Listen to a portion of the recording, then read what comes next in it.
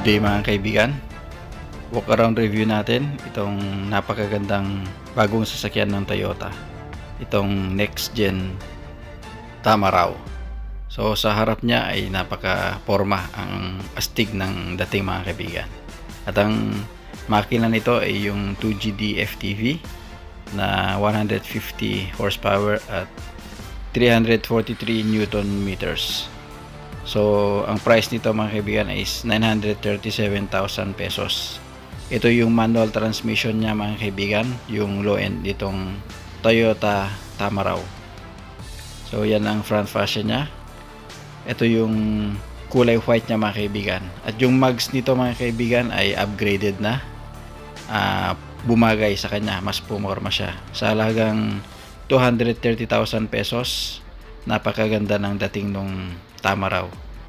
At ang size nung in-upgrade na gulong mga kaibigan is 265/65 rim 17. So bumagay itong upgraded na mags and tires niya. Yan yung sa stock tire. So napakaganda nitong ginawang upgrade sa kanya sa halagang 230,000 pesos. Yan yung pang ilalim niya. So itong low end niya, itong manual transmission ay parang bare siya, wala siya nung cover. Ang suspension nito mga kaibigan ay talagang naka-design para sa utility use na sasakyan. At yung spare tire niya ay steel rim mga kaibigan. So sa likod walang walang step board. Yung sa high end, yung sa automatic transmission ay may step board sa likod. Yan yung bed liner ng sa kulay gray at ito yung bed liner naman sa kulay white. Okay, tingnan natin sa loob. Napakaganda rin ng pagbukas. So standard yung design. Manual ang kanyang windows. Ang kanyang upuan ay leatherette na manual ang adjustment. Pati itong steering wheel niya is urethane. At ito yung kanyang infotainment system, yung basic na infotainment system ng Toyota.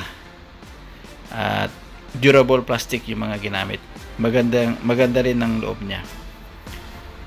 Yan yung meter cluster niya. May nakalagay na Toyota Hilux. So ito is yung Hilux na Tamaraw. Meron siyang lagayan ng mga tools sa likod ng upuan ng driver. At yan yung ilalim ng driver's seat. Manual transmission siya na 5-speed.